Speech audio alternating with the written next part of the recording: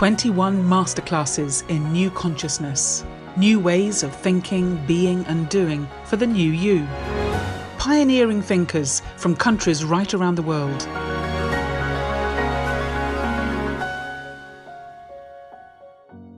Hello, Om Shanti, and thank you for joining us for today's masterclass, one of 21 masterclasses in new consciousness, new ways of thinking, being and doing in today's rapidly changing world. Now, all of us have had to get used to the new regulations that are there to keep us safe and protected physically, but are we just as attentive to the spiritual laws that are there to help us feel safe and protected and calm from within? My name is Philippa, and I'll be with you throughout this series as we listen together to the experience of yogis and meditators from countries right around the world, each one of them sharing with us their navigational tools for coping with these times of challenge and change. Well, since the outbreak of the coronavirus, there's one thing that we have all really had to grapple with, and that has been the daily deluge of information. First, we had to understand what the virus was, and then we had to understand how it spread and how to keep ourselves safe.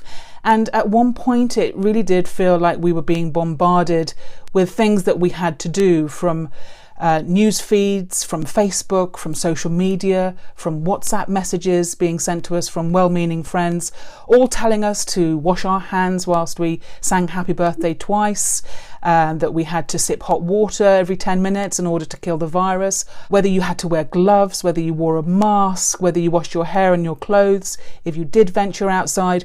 It really did get to the point where at one point I felt I can't actually absorb any more information about this. But then we do live in a world where everyone and everything is trying to give us information all the time. It's trying to inform us, it's trying to entertain us, to sell us something, to help us in any number of different ways and via any number of different outlets, whether it be TV, radio, via apps, tweets, texts, blogs, emails, reports, articles on Facebook, on Instagram, and all the other social media. News sources have turned from a water fountain into a fire hose. And it's led to something that is now referred to as infobesity, which was a new word to me, but I like it, infobesity. It leads to something called information anxiety. Researchers have found that our eyes are exposed to 105,000 words every day, and that's equivalent to 34 gigabytes of information per day, and that figure is growing. Now, I always like analogies that I can refer to and relate to, and this is an analogy I came across, a statistic from 1976, that the average supermarket stocked 9,000 products. And today that number is more like 40,000 products that our eyes have to absorb, information that we have to take in every time we walk down the supermarket aisle. And yet the average person actually gets the vast majority of their needs met from just 150 products. So this information overload has now really been recognised as a problem. And of course, it can lead to all sorts of things like irritability, restlessness, anxiety, depression, overwhelm, and of course, stress. And unless we're going to completely opt out altogether and go and live somewhere off-grid, we have to find a way of managing all this information whilst trying to keep sane. So our discussion for today is developing a resilience to information overload. Now, our speaker today, like all of those in this series, is a teacher and student of the Brahma Kumaris World Spiritual University. Let me first of all tell you a little bit about the organisation. As the name suggests, it's a university for the spirit. It's a place where you learn about the self, learn about the soul. The organisation has teaching centres in over 110 countries right around the world, and an active presence in even more countries than that. It was established in India in 1936 when a series of visions and teachings came through the original founder, Brahma Baba. And these were teachings that were very much geared specifically to this period of time, this transitional period that we seem to be living through now, where we're going from one way of doing things to potentially a very different and new way of doing things. Now, the founder decided quite early on that he was going to put women in the front, making the Brahma Kumaris the largest spiritual organisation of its kind to be led by women. Well, let me tell you a little bit about our speaker today. And he is someone who really has consumed his fair share of information over many years. Eric Reste has been a student and teacher with the Brahma Kumaris for over 35 years. He's from the Brahma Kumaris Centre in Montreal, from where he coordinates the activities of all the centres in Canada. He began his career in journalism with the CBC in the mid-1980s, working his way up from being a local radio news reporter to then a TV news reporter with the CBC Local News, and then a producer and then executive producer on national CBC Radio Canada, which is the French-speaking output. And he was in charge of the main evening news for many years for this channel. Along the way, he's also made numerous award-winning documentaries and earned himself a reputation for his work in the field of investigative journalism, exposing issues which have even led to a change in the law. Welcome to you, Eric. Thanks so much for being with us. And I feel like I've almost overloaded you already with information before we've even started. I didn't mean to do that, but there you go. It is an overwhelming subject. Now, I enjoyed your presentation so much. I felt I was just watching a beautiful show, and then I realized, oh, well, I'm part of it. You are part of it, I know. For a moment there, I forgot that I wasn't doing just that. Not but at let's all. talk about you, because that's why you're here. And you have had a very interesting life. On the one hand, you've been immersed in the stillness and silence and this beautiful, quiet life of the meditation centre in Montreal. And on the other hand, you've been spending all day in the absolute thick of things, in the hub of national television news, often working really late, often getting up really early. And I just wonder how you've done that. How have you managed to span these two very different worlds? Well, you seem to summarize so well, and I just realized by listening to you how much, yes, my life is quite, somewhere between extremes, where I love to wake up early in the morning, be still, quiet, fill myself with spiritual information and feel like I'm flourishing, from all these inner work. And then, yes, indeed, go to another dimension, which is probably the extreme opposite, where we are bombarded with I think I counted one day that when I work at the newsroom, there was something like about 150 TV screens, open during the day that I will be exposed to. And in the early days when we used to look at the pile of newspapers that will be happening everywhere, we'll be living in the world of newspapers, physical newspapers. Now they're all translated into pixels and into screens and web pages. The beauty of what I've experienced is this magic where I awaken, if you want, on a spiritual journey at the same time as I embarked on the career in the media. And I didn't intend to do either one. I was certainly not predisposed for any spiritual journey at all. Ask my dad and my sisters, and they would probably agree with me that I didn't look like at any time I would go along that journey. And I studied in being a veterinarian, so I wanted to help the animals.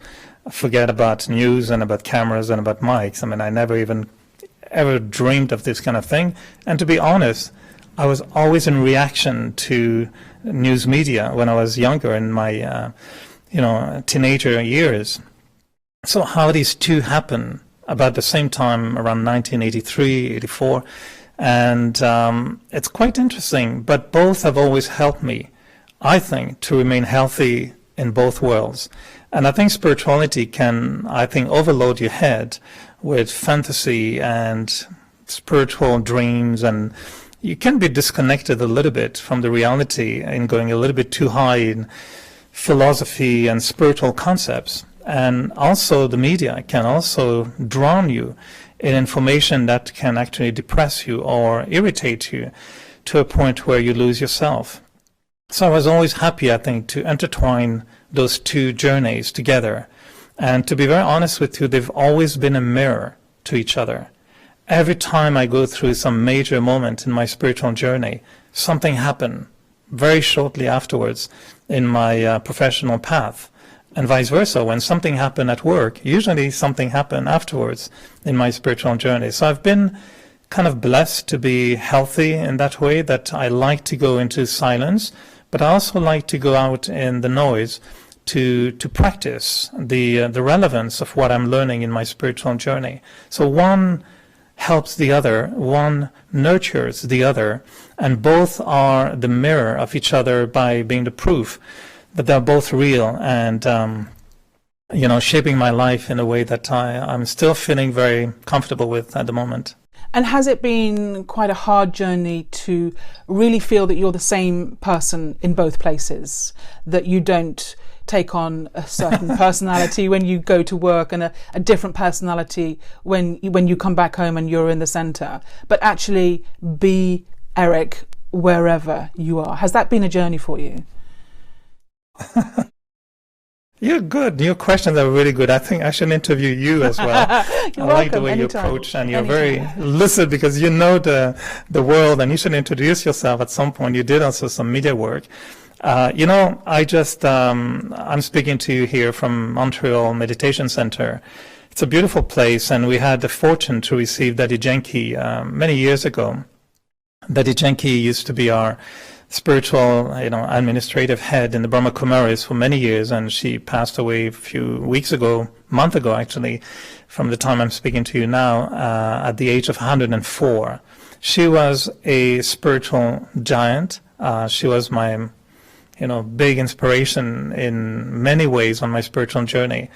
And I had so many amazing moments with her, but one of them was happening right here, maybe a few feet away from where I'm sitting at the moment. And when she was here, after just being on that same chair as I'm sitting now, she gave a talk, she gave powerful, visionary ideas to a group of people, inspired a lot of people, and then walked off the stage right here, went in the hallway, which is right in front of me. And I was just standing there, waiting to see if she wants to say a few words or if she just passed by. She just went right by me, barely looked at me, and she was with the person who helps her all the time and translates for her.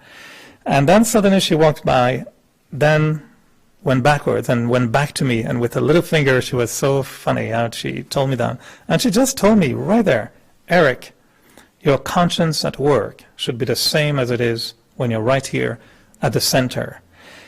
And honestly, she would have used a baseball bat and hit me right in the face, would have been probably about the same effect, I think, in terms of impact.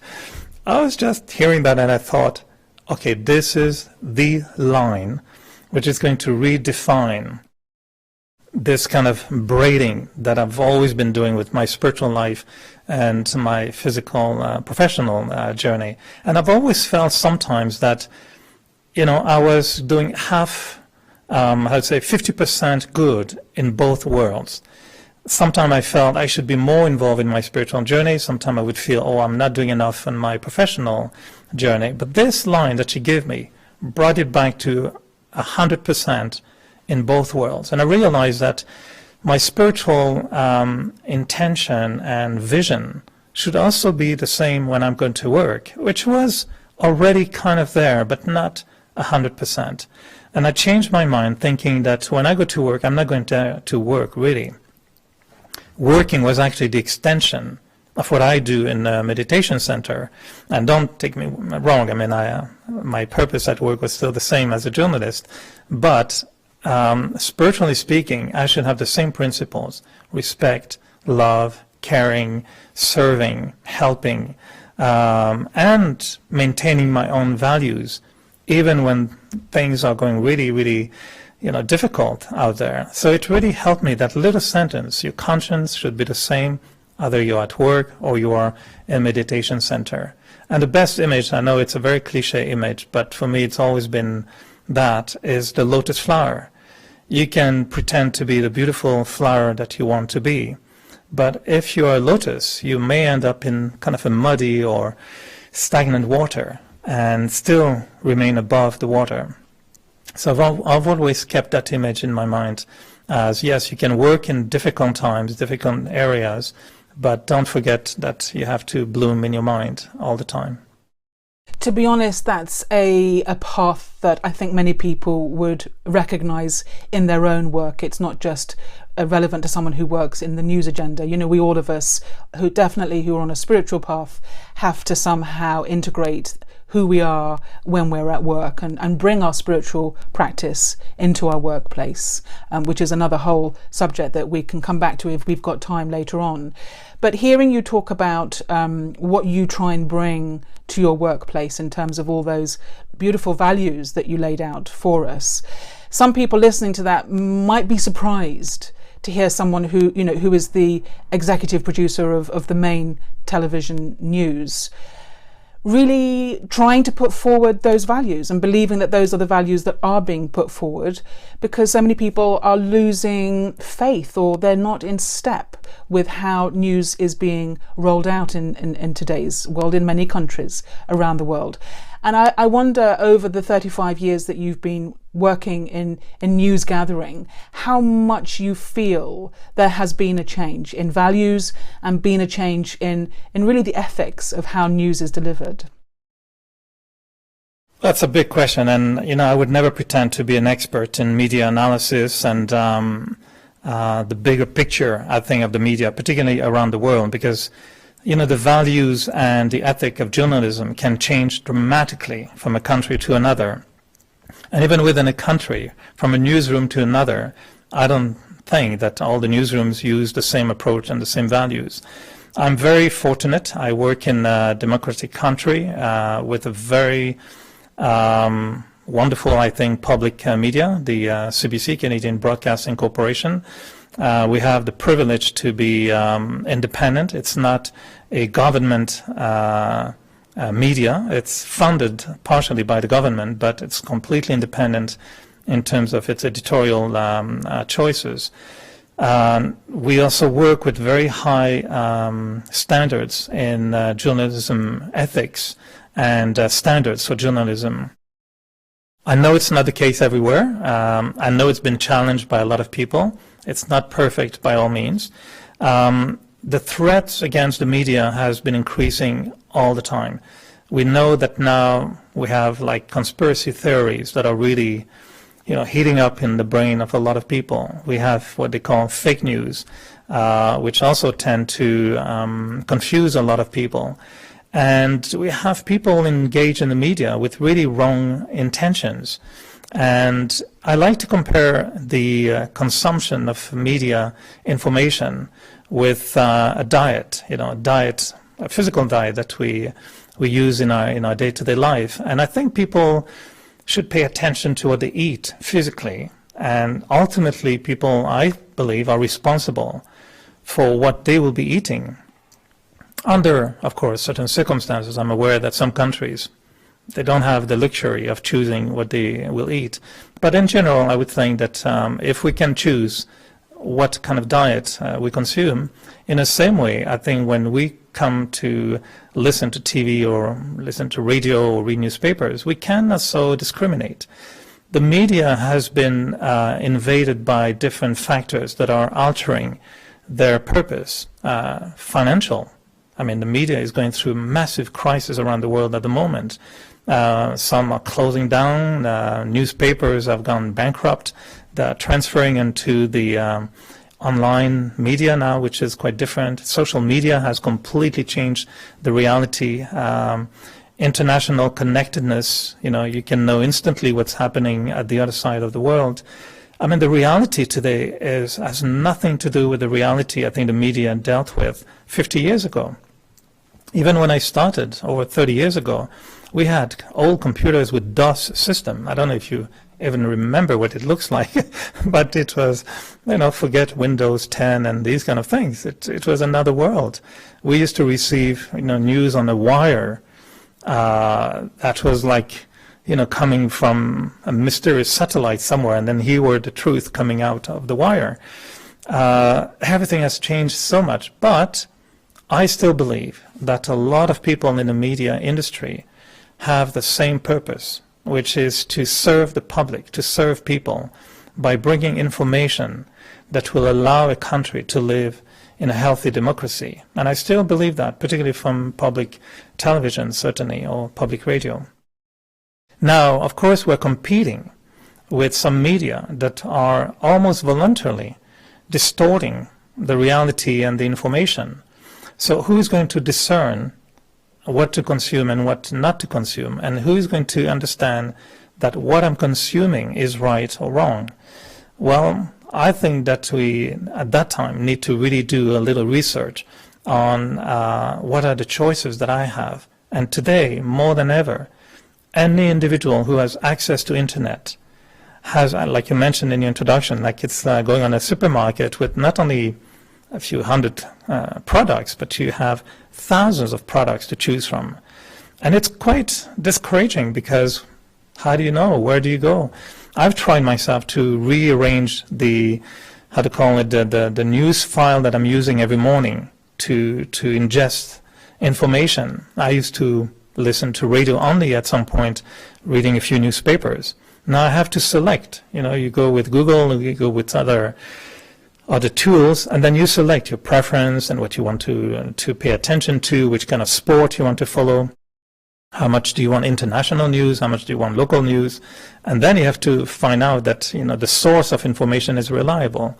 It's a very complex industry. It's a very complex world, but that looks to me very much more like a supermarket with food that I'm going to buy and digest and eat and digest. And I'm responsible a little bit for what I'm doing with that. I think that's really helpful to kind of, in a way, see it as the equivalent of a supermarket, and that you have absolute choice over which products you're going to consume and which brands, in a way, you're going to trust and put in your trolley and ingest later on.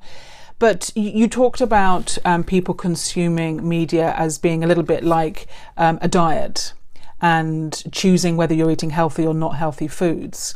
And this word that I came across, infobesity, in a way suggests that we are developing an addiction to absorbing and consuming news and content generally. And I wonder why you think that is, that we've suddenly become people that have to, you know, check our messages, our notifications, listen to maybe, you know, especially during the coronavirus, listening to news bulletins throughout the day. This fear that there might be a fashion or a trend that I don't know about, or I might somehow get behind on what's happening. Why are we so compulsively consuming content now in a way that we never did before? Well, I think there are two things. One is when there is a crisis like we're going through at the moment, it's very well known that the mainstream media see their rating going through the roof. I mean, at CBC, as soon as this pandemic happened, the ratings for the news show and all the, you know, news hour shows exploded, literally. It went really, really into very, very high rating like never before.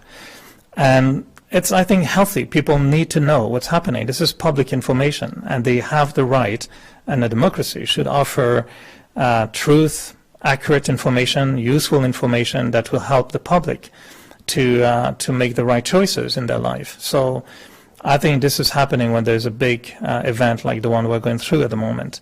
The other side of it is some people who become news addict, and sometimes it's because if you have a lack of inner world being, you know, rich and vibrant and nurturing, if you're empty inside, you will look for something outside to feed you, to nurture you, to entertain you, to excite you, to make you feel like you belong to a community.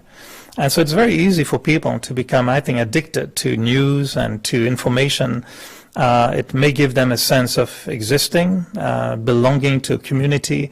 It makes you exist through some other realities. You live the life of other people because your life may not be fulfilling to you. So I think there may be many psychological reasons why people will use that as a drug, you know, as an addictive element. But for me, I find that, you know, if I see what's my purpose in all this, I want to be informed, I want to help other people, I want to make sure that the choices I'm going to make in my life are going to follow, something in society which makes sense and which is healthy.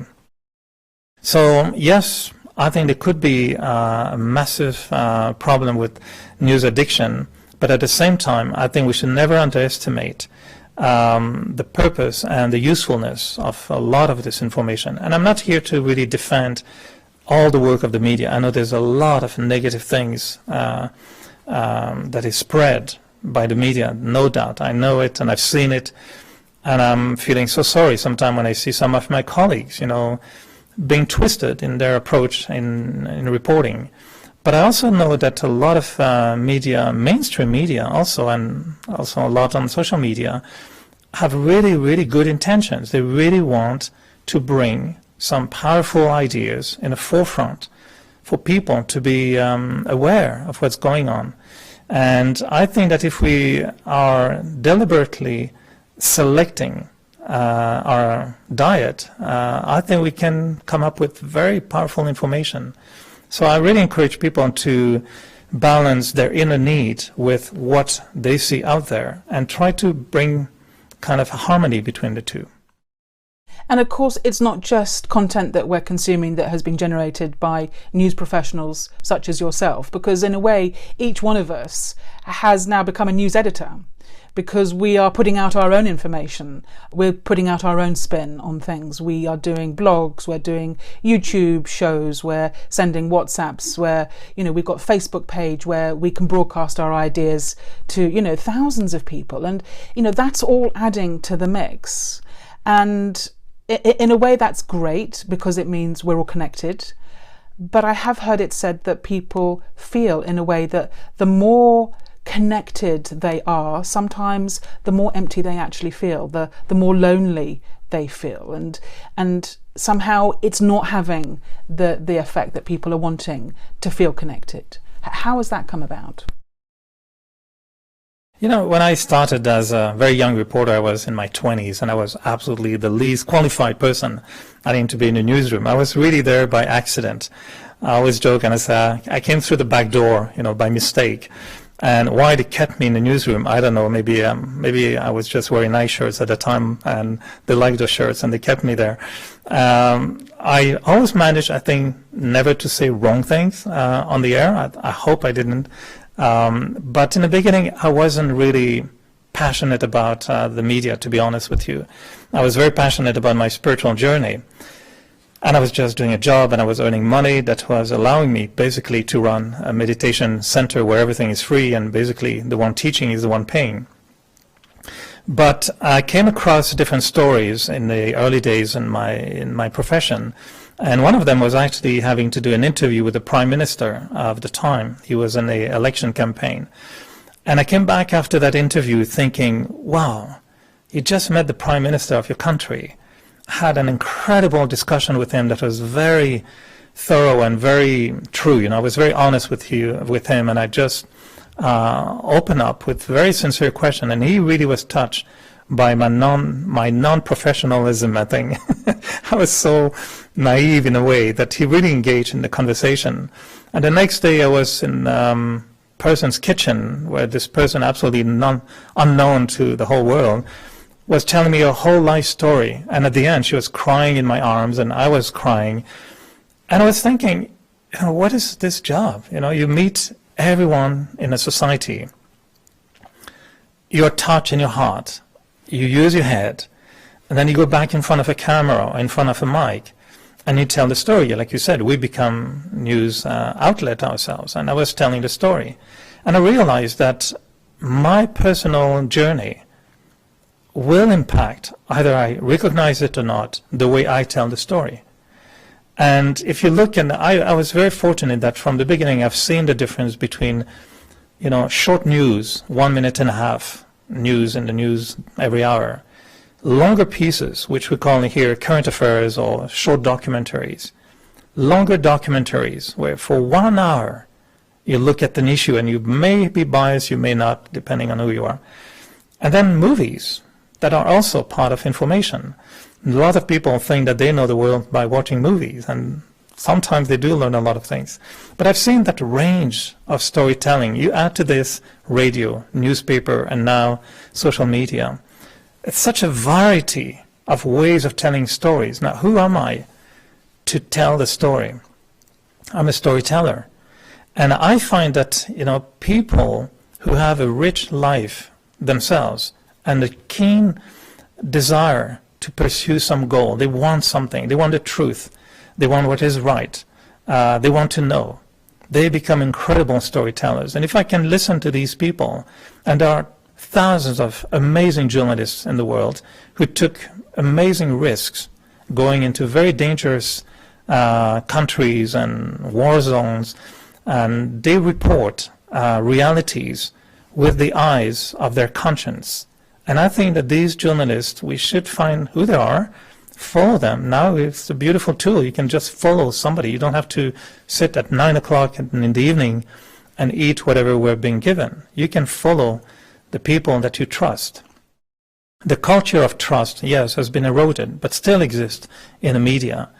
When I then became a little bit more experienced in journalism, and the last few years, I reacted the way you described it in your introduction. I had an overdose of information at some point. I didn't know what to watch anymore. I didn't know what to believe anymore. I was consuming this social media, newspapers, radio, TV, and I got as a professional, I was having headaches. Plus, I was coming to meditate, and when I will try to meditate, my head will go like this with all kind of images and bombardments and epidemia and this and that and murder, and it's hard to meditate after you watch pictures that we cannot even broadcast because they are so bad and so terrible. And then you sit in meditation and you see all this blood and this horror. Now, to compose with this for me was, what's my intention? What do I want? And my focus has always been the same. You want to help other people. Spiritually speaking, I want to improve the quality of my life so I can have a healthy life, I can be happy, I can be healthy in my mind in the world that I'm living. But if I'm working for the media, I would hope that many of us in the media want to also serve the public so they can also remain healthy whilst living in a crazy world. And I know it sounds a little bit idealistic, but I've really felt many times I worked against a current. I was in a newsroom, and sometimes it was very hard to convince other people that maybe we should go with another angle, with something more positive, bring some hope in the stories. And I will be told, no, Eric, you have to tell the story. This is what people want. And it was very hard to negotiate. But, at the same time, I find that human stories are the most powerful stories. And every time we can bring back the human in the story, I find that very often people will go for it. And they will write their comment afterwards saying, you touch me so much by this particular story. And it was not facts that would just hit the person, but it would be the human story. So I think we'd need to pay attention in the media to never lose the human side. And I see it even today with this massive amount of information. I see beautiful things happening even today in the media. And I see messages of hope. I see messages of resilience. I see messages of care and share between the people. But I see also a lot of other things. So yeah, it's a difficult world to live in at the moment, both in the media and watching the media. But I love this idea that you have to use your discrimination to really find the news sources that are telling a true story with a true heart, and really select those. And if you are putting out stories yourself through your own blogs or YouTube or whatever, to really take responsibility for, what message am I putting out there? Because it's all adding to the mix of what people are experiencing and feeling in the world. But I want to bring you to your experience in that other part of your life where you're a teacher and student of meditation, of Raja Yoga meditation, which you've been doing for 35 years. And likewise, you must have seen changes in people coming to learn to meditate over those years.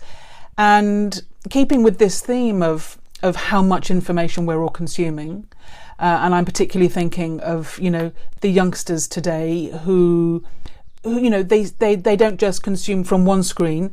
They're on their device whilst watching the television, whilst listening to a piece of music. You know, 3 or 4 different things coming at them at the same time is not unusual. What happens then when someone arrives at a meditation like the one you have in Montreal? How hard do you feel people nowadays are finding it to really just sit in silence and to sit with themselves, to have no input, and to really turn within and really see actually what information is coming from within themselves? How hard in today's society do you think people are finding that to do? Well, you know, I'm not sure if it's harder or not, or I think human spirit has always been in trouble connecting with the self. If we look at the media today and we think of television screen, what I like to introduce to people who want to meditate is that the primary screen of your life is actually your mind. And the primary voice you're going to hear is the one of your conscience. And we have a beautiful project that the Brahma Kumaris have been part of for 20 years. It's called Images and Voices of Hope.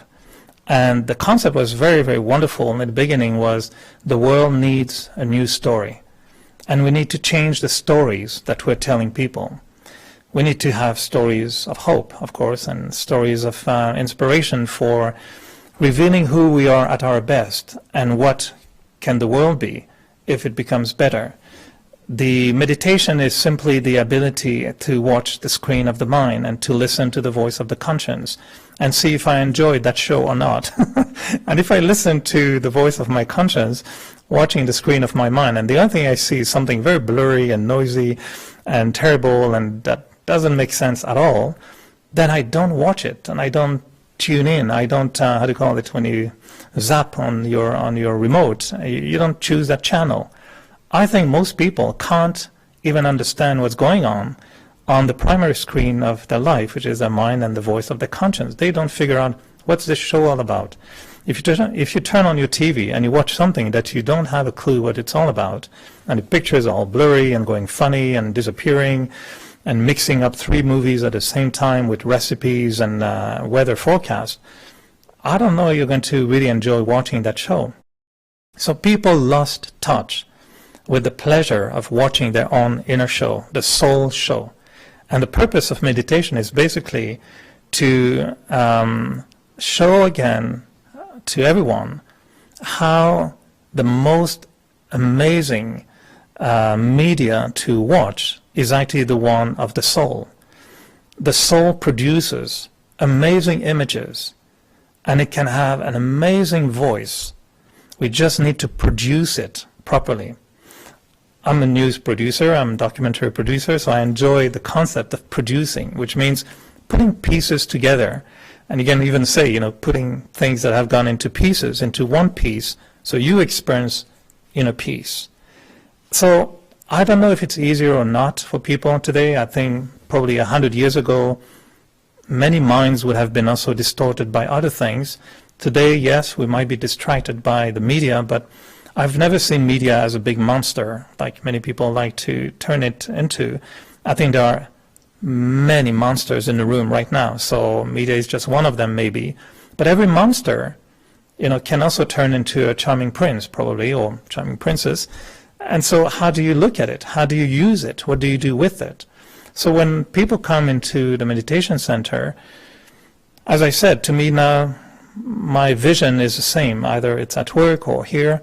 What I like to think is that we should fall in love with our own soul once again. We should want to listen to our inner voice and start to appreciate what is the inner voice telling me.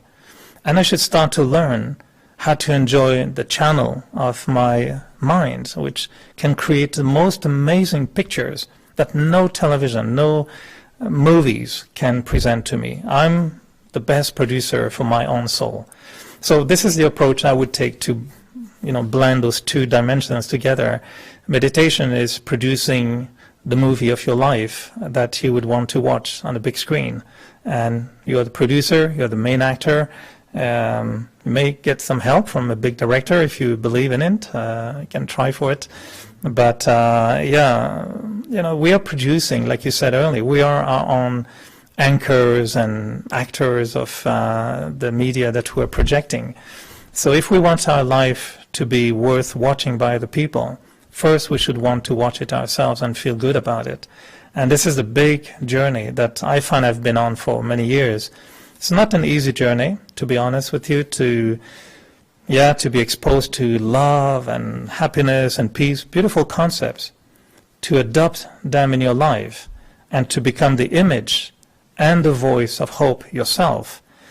Well, I've tried hard. It's not always easy, but the good news, there is a good news in this, is it's possible. And when it becomes a reality, to be honest with you, it's incredible. I've discovered how my heart can increase in size like I would have never imagined before. I knew what it was to love few people, my family, a few friends.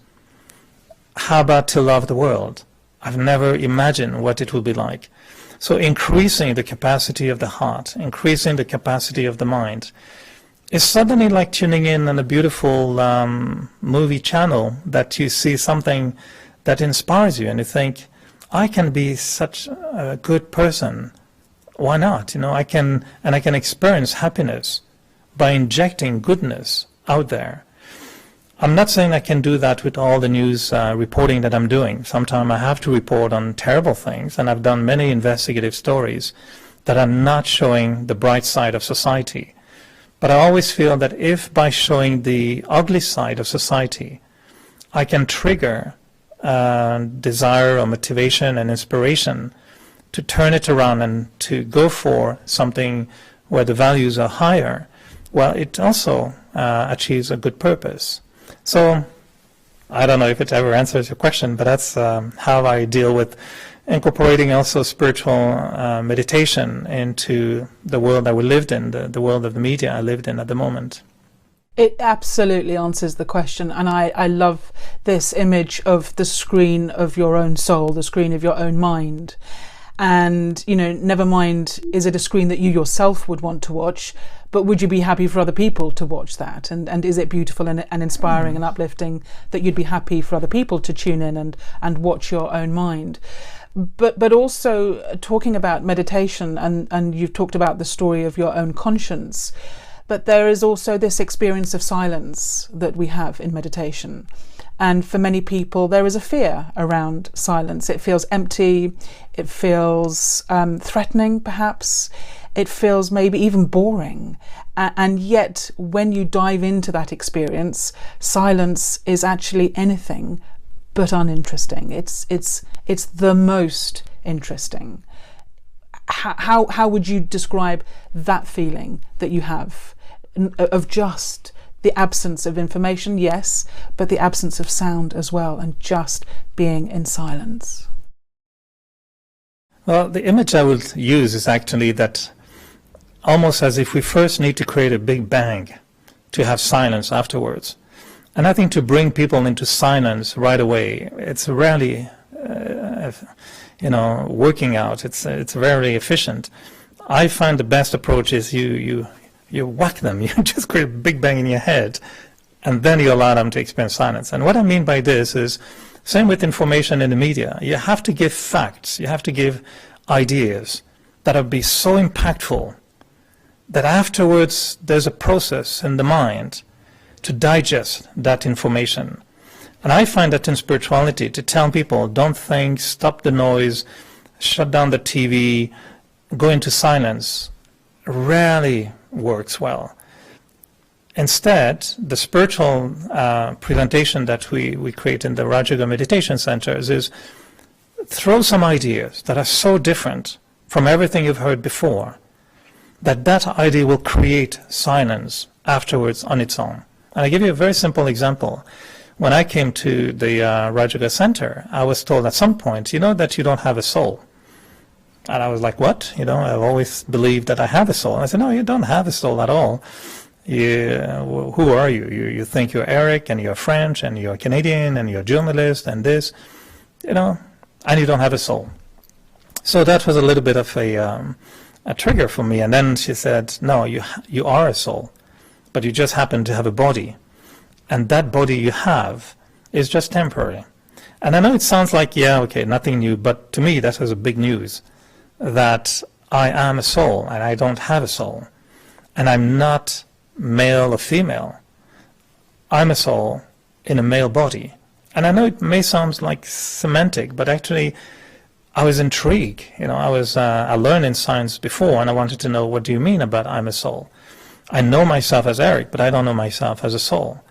And when I was given this idea about the content of the soul, what the soul really is, about the mind and about the intellect and about the emotions, personality, everything, well, that created a big noise in my head. That was like, whoa, I never thought of that. And it really intrigued me and it interested in me. So then when they said, okay, now we're going to meditate, I find that naturally my mind was absorbed into some of those thoughts, but those thoughts were taking me into silence. Now, if I lost my wallet and I'm thinking, where is my wallet? This is not going to take me into silence at all. So this is a noisy thought. And you can't tell someone who lost his wallet, okay, now we're going to meditate, sit down, imagine you have not lost your wallet. Everything is fine.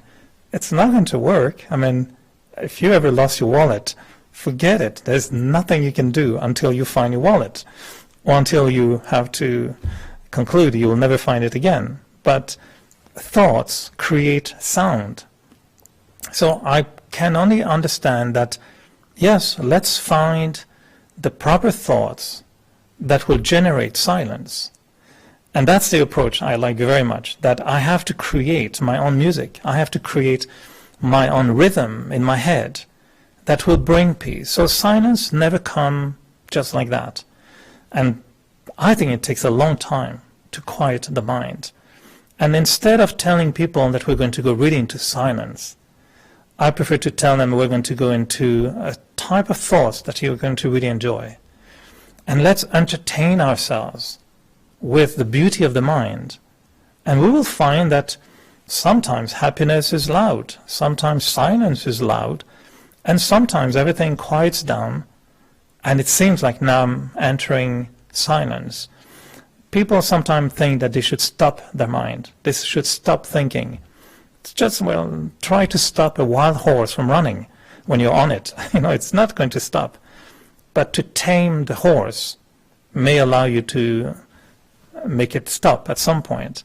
So I think the process of meditation is a long process of taming. I hope it's the right word, to tame the mind, to learn how to, redirect the mind. And it's a beautiful adventure, to be honest with you. It's amazing what we can do in there.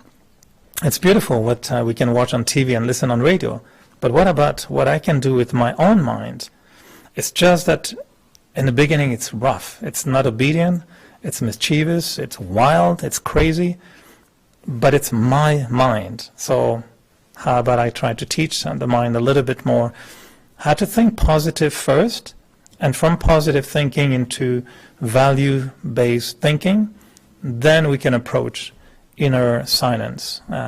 It's a process. Well, we've talked a lot about a number of different things. I think it's time we actually had an experience of some of those things that we've been talking about. And if it's okay with you, Eric, it would be lovely if you could just lead us into a meditation, perhaps speaking out your thoughts as you meditate, and we'll follow your thoughts, and together we can just bring some stillness and quiet to this information that we've been absorbing this afternoon. That would be just perfect. Thank you so much. Sure. Well, thank you for, again, giving me that opportunity, and invite everyone to just follow a few thoughts, which I'm going to improvise. It's just based on this particular discussion in the context of what we're talking now in terms of how I respond to the information that I'm receiving from outside.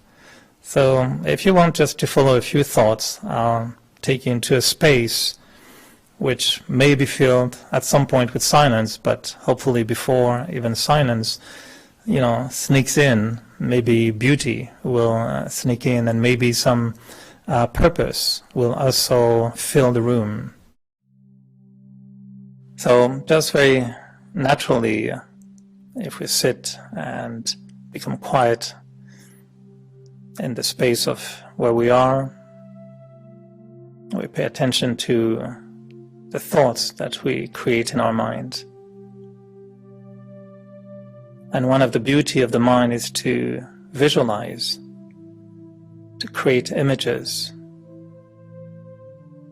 So I can imagine that I'm entering my inner living room, the living room of the mind. Just imagine how would the living room of the mind look like.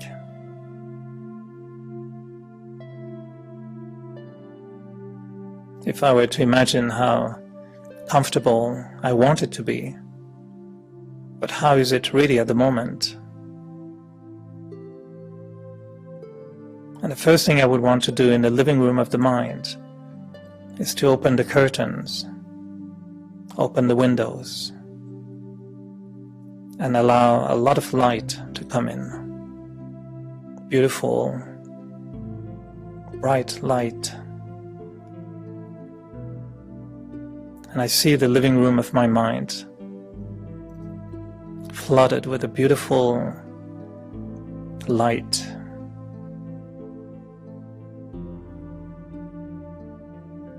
And it becomes a spiritual living room. A room where living, being alive, awakens within me the purpose of my life and the beauty of my life. And I want this living room of my mind to shine, to radiate, to feel fresh,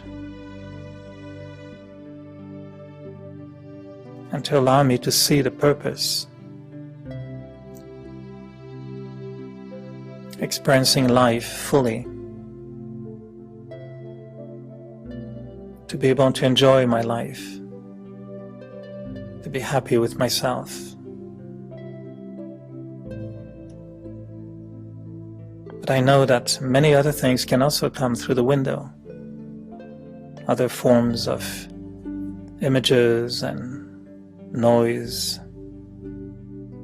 So I want to select what I'm going to look at and what I'm going to allow to come in.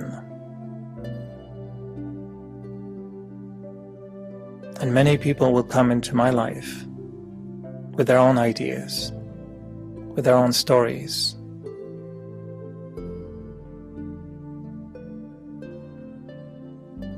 But I want to nurture this beautiful living room of my mind with the light.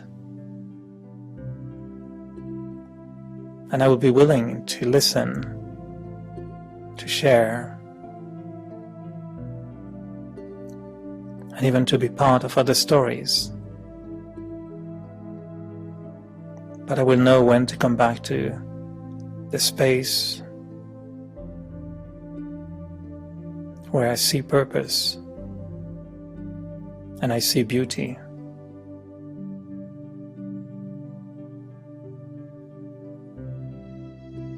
And I'm not alone in the living room of my mind.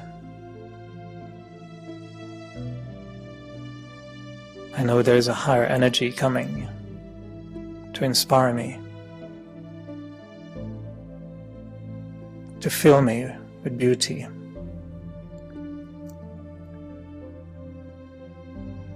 Life itself has its own magic, has its own power. And I want to feel connected. I'm not alone. I belong to a big, big story.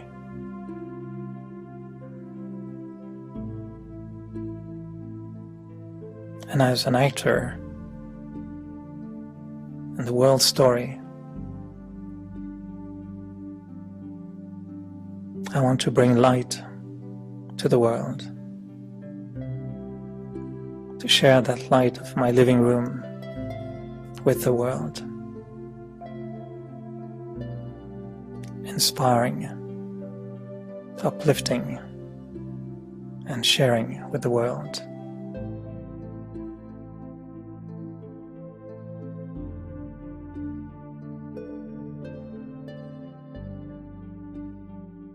Thank you, Philippa, for bringing me here. Thank you so much, Eric. That was really beautiful. I feel very still and centered within. And of all the information that I have absorbed throughout the whole day, that was by far the most illuminating and uplifting and inspiring. So thank you so much for joining us and being on our masterclasses today. Well, thank you to you, and thank you to all those who have been listening patiently, and really appreciate being given this opportunity. So thank you to all. Fantastic. Thank you so much, Eric. And thank you to you as well for joining us from where you are. I hope you don't feel too overloaded, but instead feel inspired and uplifted, and plenty to go away and think about from today's masterclass. And I hope you'll join us again next time. But until then, take good care, stay safe, keep well, Om Shanti, and goodbye.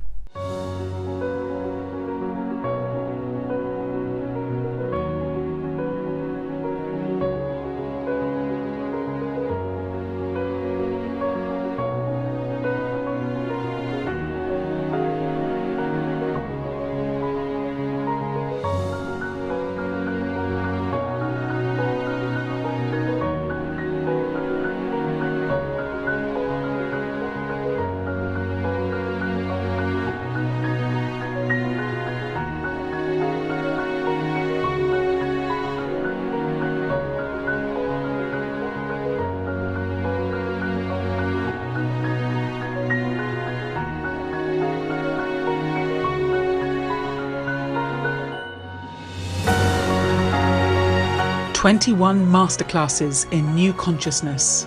New ways of thinking, being and doing for the new you." Pioneering thinkers from countries right around the world.